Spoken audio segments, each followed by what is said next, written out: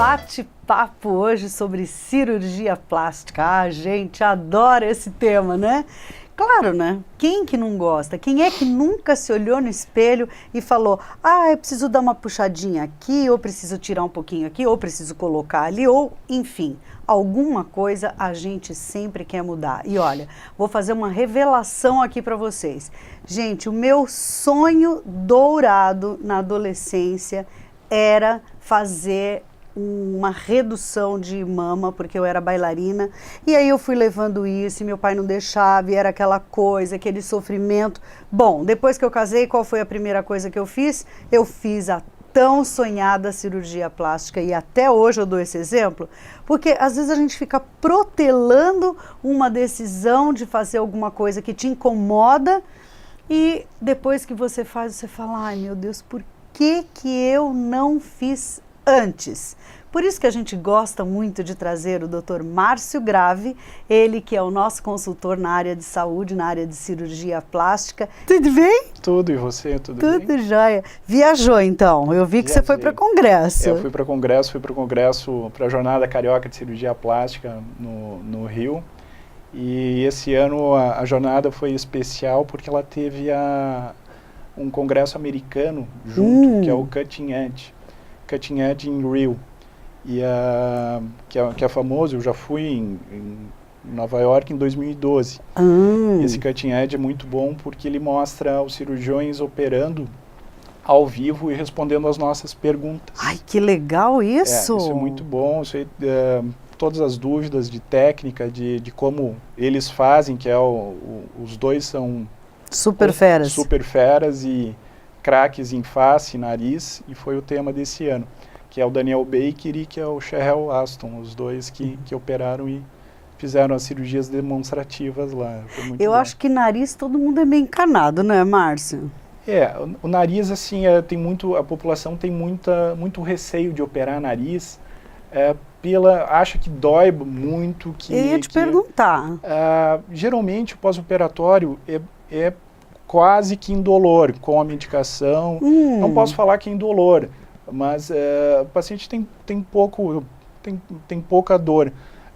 O que mais chama atenção, às vezes, é a equimose, que é a mancha roxa, que os pacientes chamam de hematoma. Mas isso sai rapidinho, né? Exato, isso é o ciclo da equimose, que é entre 10 e 14 dias. Fica azulado, roxo, azulado, esverdeado, amarelado, desaparece. Então isso é só esperar desaparecer. Ai, mas olha, eu tenho várias amigas que fizeram e muda. A pessoa muda externamente, às vezes até um pouquinho só, mas internamente a pessoa fica muito satisfeita e fica muito bem, né? Sim. A cirurgia plástica é para autoestima, não é para vaidade.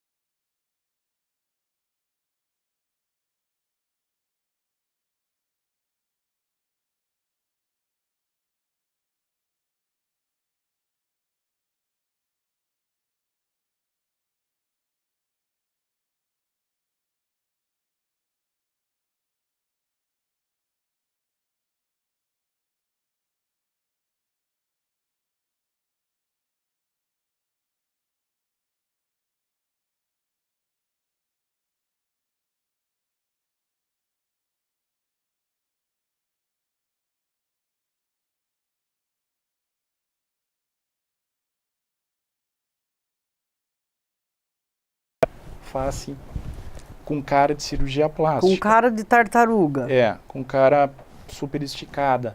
Então, hoje em dia, tem resultados mais naturais, as incisões ficam super, quase que imperceptíveis, e isso também depende da cicatrização de cada paciente, né? Claro. Mas na maioria dos pacientes fica...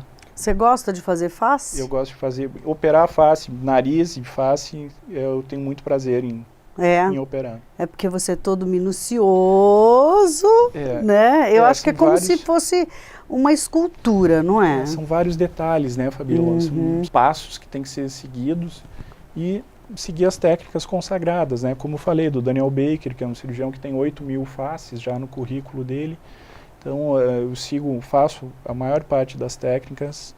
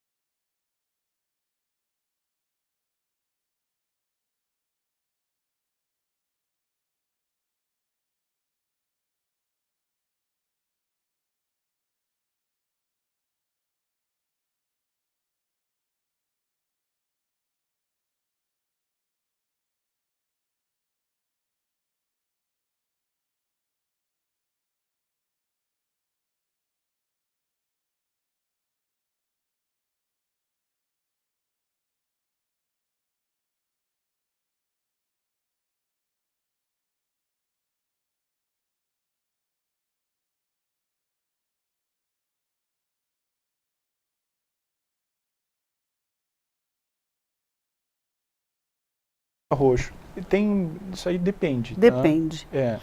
E de recuperação é tranquilo? A recuperação tem que usar uma faixa por em torno de 5 a 7 dias. Tá. E mas 24 horas? De preferência, sim. Tá. Então tem que ficar meio em off, assim. Pode fazer atividades cotidianas que não demandem de aumento de frequência cardíaca, né? Nada de atividade física. Sei.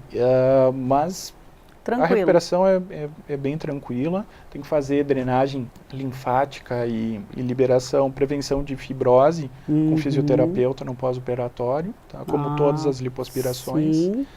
E ela serve para definir o ângulo da mandíbula. É até um truque de maquiagem, né, gente? Exato, a gente sabe disso, muda a cor, né? A tonalidade.